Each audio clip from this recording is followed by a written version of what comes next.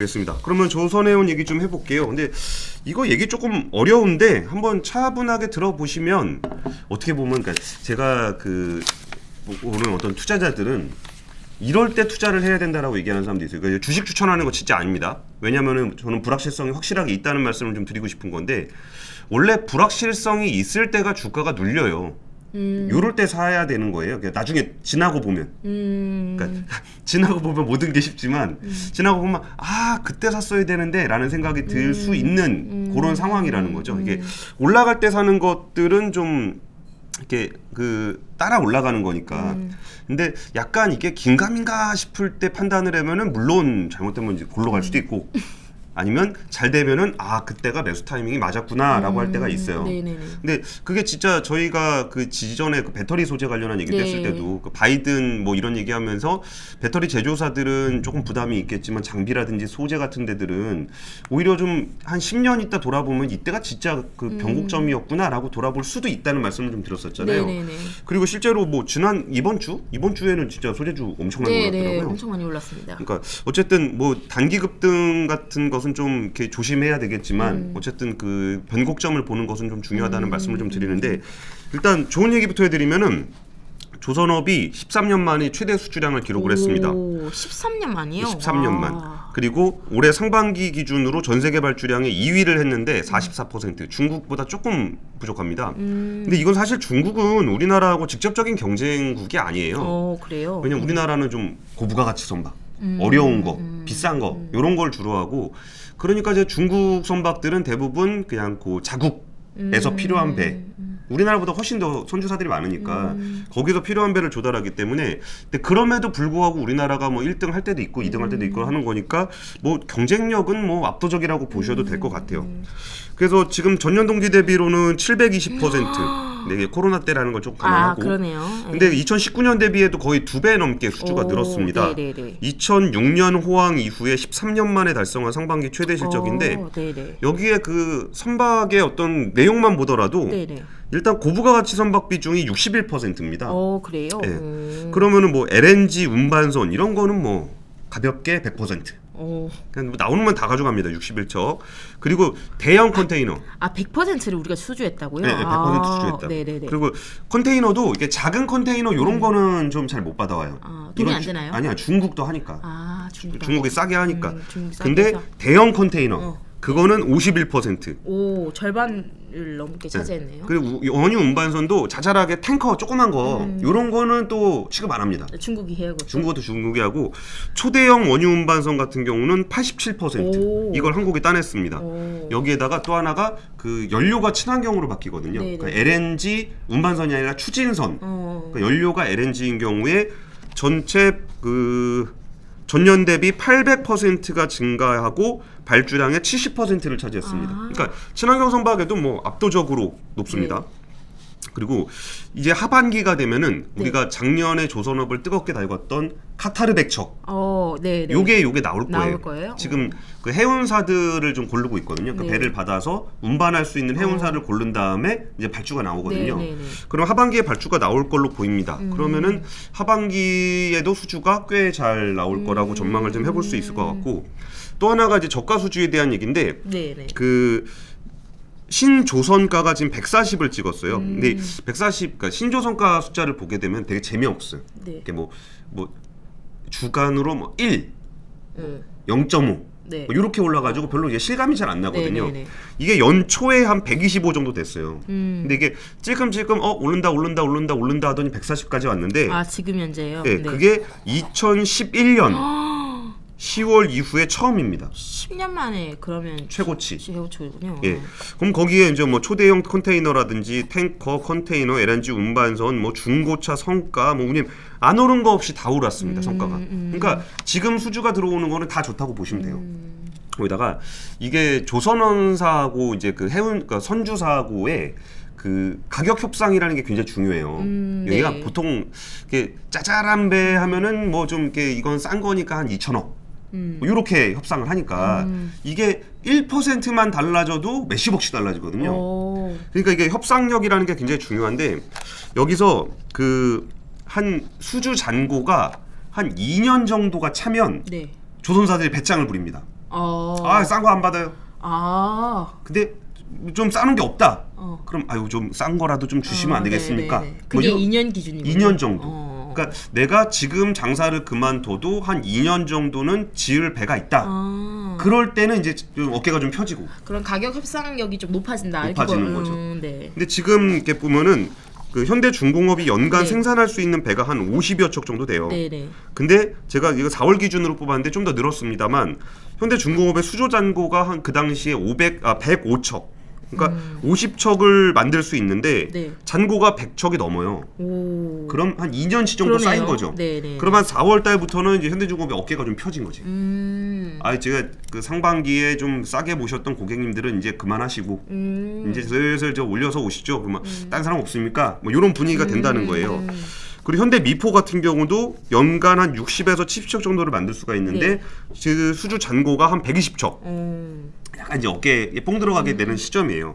그럼 이제 계속적으로 수주가 올라갈 것이며 선가까지 같이 올라갈 거라는 거를 충분히 예측할 수 있고 이미 조선사들은 올해 목표의 80%를 달성을 했습니다. 그러니까 수주 잔고를 말씀하시는 거죠? 수주액을. 그러니까 올해 수주 목표의 80%를 이미 달성을 했다는 거죠. 그러니까 뭐 사장님 입장에서도 뭐 100%는 넘겠네요.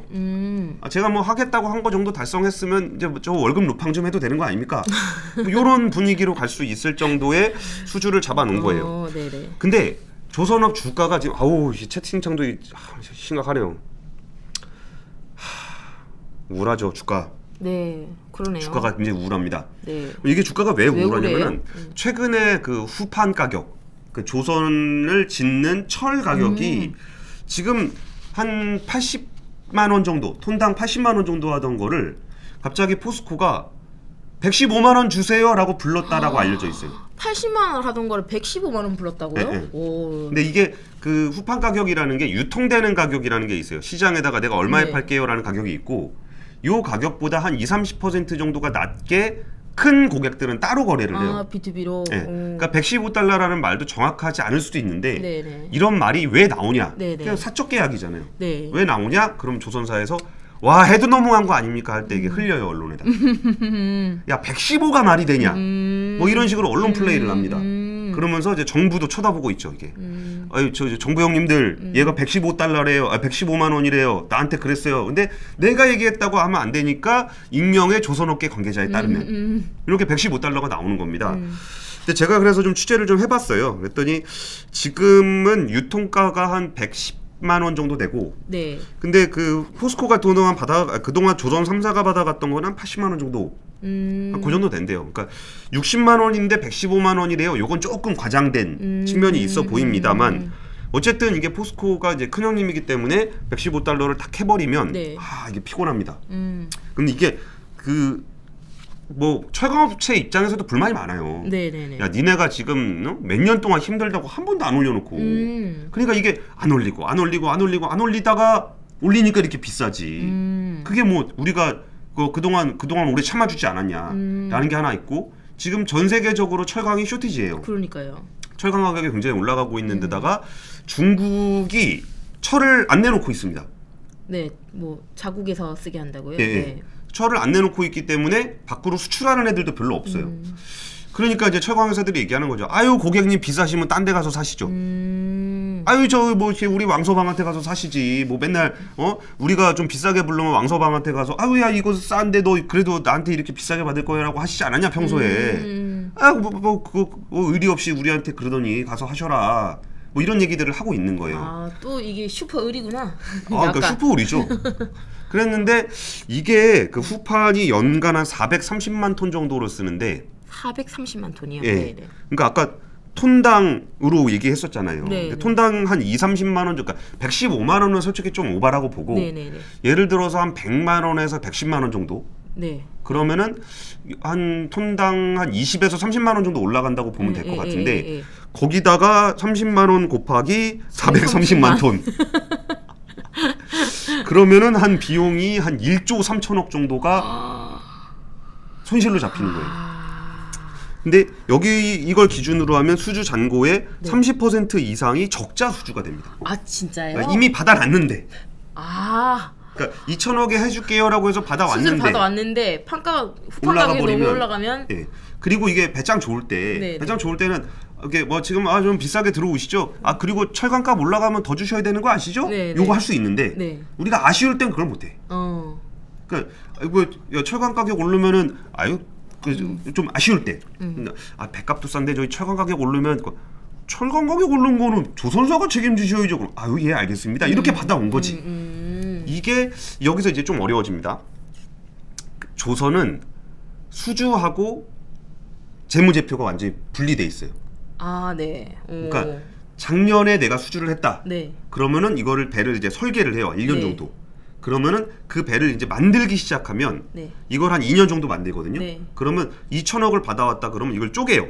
2년 동안. 그리고 2천억 중에 예를 들어서 10%가 만들어졌다 그러면 200억. 네. 20%가 만들었으면은 뭐 400억 네. 이런 식으로 이렇게 쌓아가요. 네. 물론 계약 조건에 따라 다르긴 하지만 네. 보통 이런 식으로 합니다. 네, 그렇죠. 그러면은 지금 짓고 있는 배는 네.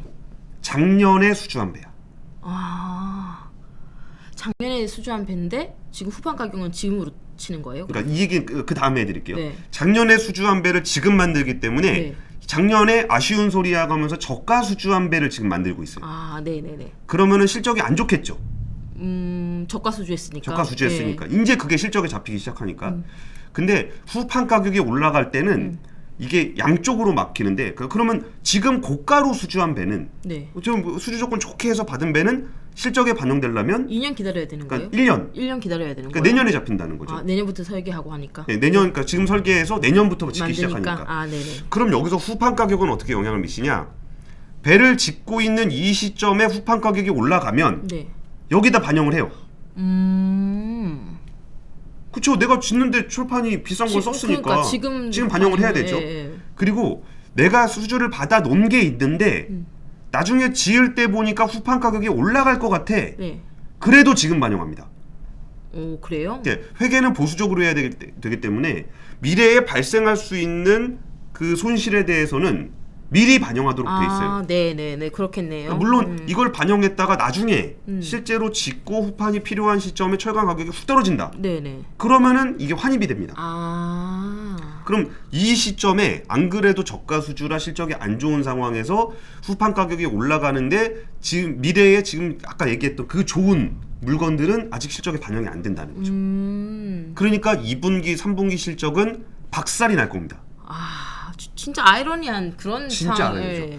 이래서 우리 또 그 조선업의 그 고향이 또 조선업과 관련이 깊은 박지은 기자네 동네 가보면 네. 그런 분위기들 있지 않겠습니까? 그렇겠죠.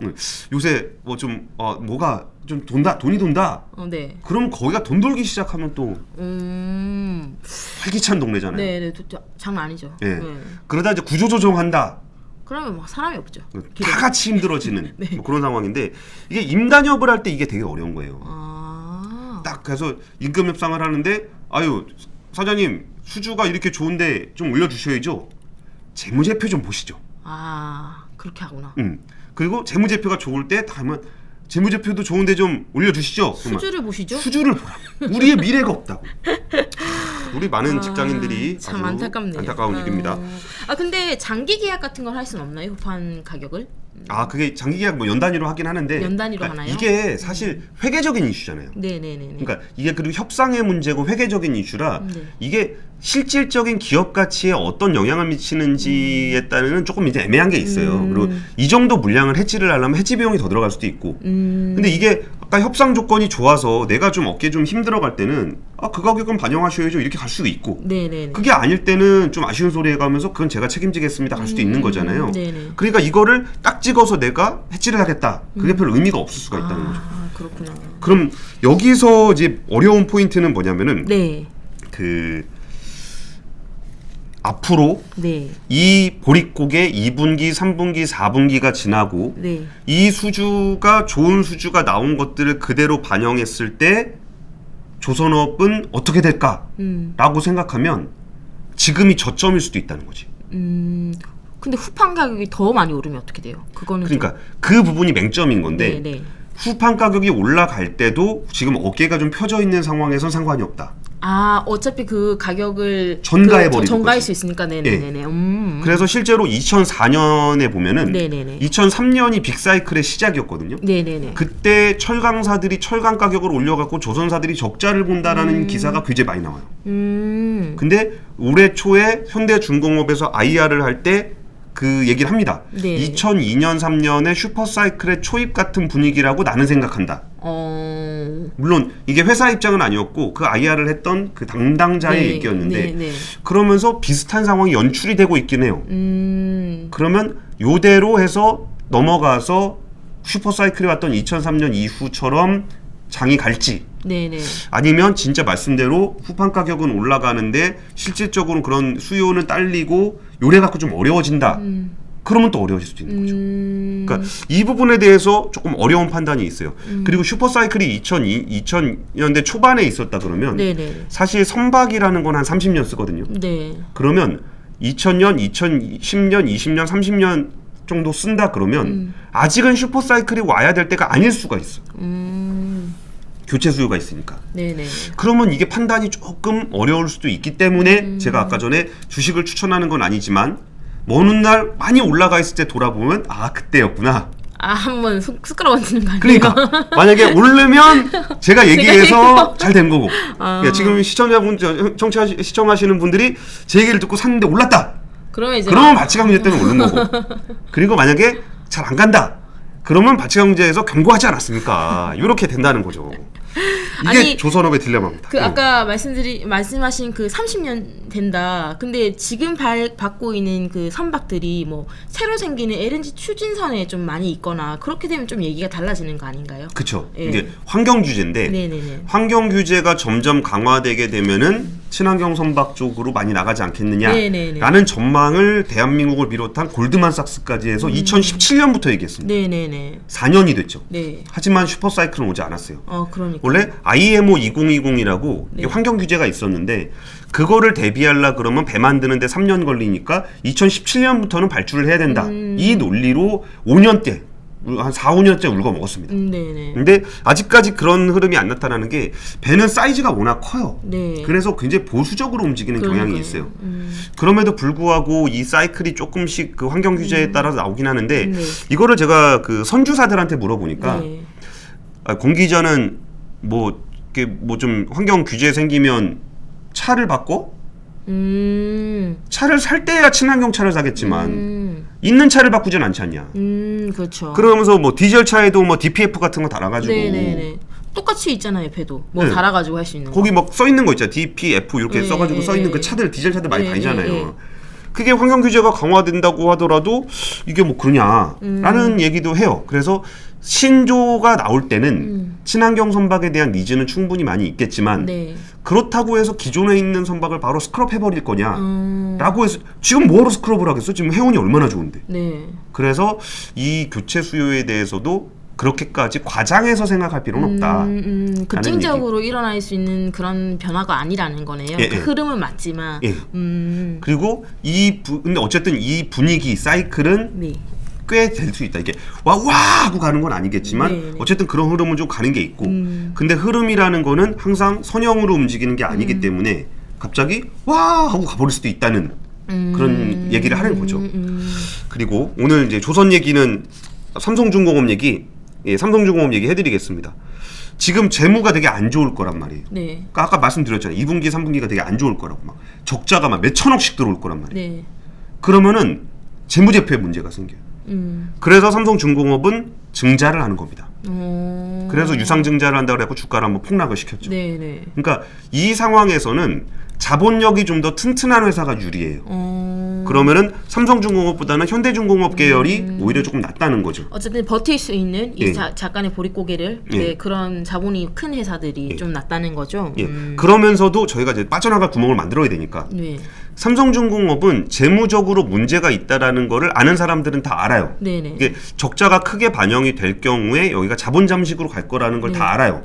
그래서 상대적으로 못 간 게 있다는 거지.